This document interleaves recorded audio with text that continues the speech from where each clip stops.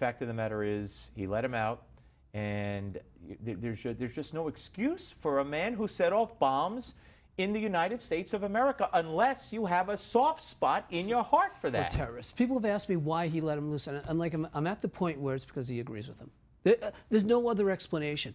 Look, not only did he turn down the clemency in '99 from Clinton, but when we went to the parole hearing in 2011, I went there with my brother and a guy who was with my father when my father was murdered, and a woman, his husband, was murdered that day.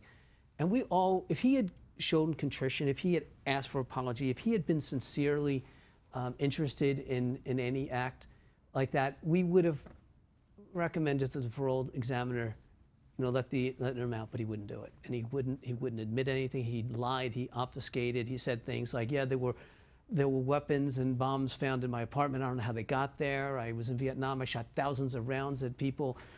I never hurt anybody. I couldn't believe what the American soldiers had done in Vietnam. And then I came back to the U.S. and he did the exact same thing to the American people that he accused the soldiers of doing.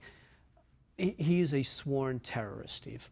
Why do you, what role, if any, do you think Lopez played in your father's death? Well, it's hard to know. The FALN only left 2 fingerprints out of the 130 bombs. They were a small, tight group.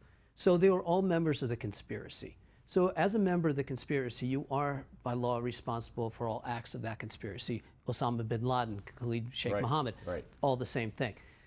Whether Lopez planted the bomb that day or not, it's almost irrelevant. Legally, he knows, legally he's responsible for the acts. Look at Joanne Chesmar. So you consider Charles Manson didn't kill anybody. Right, you consider him your father's killer. Absolutely, the whole group. Yeah. And so he never has come out and said, look, I didn't do it, but here's who did, or given any information about it at all. He'll take that to his grave, I'm sure.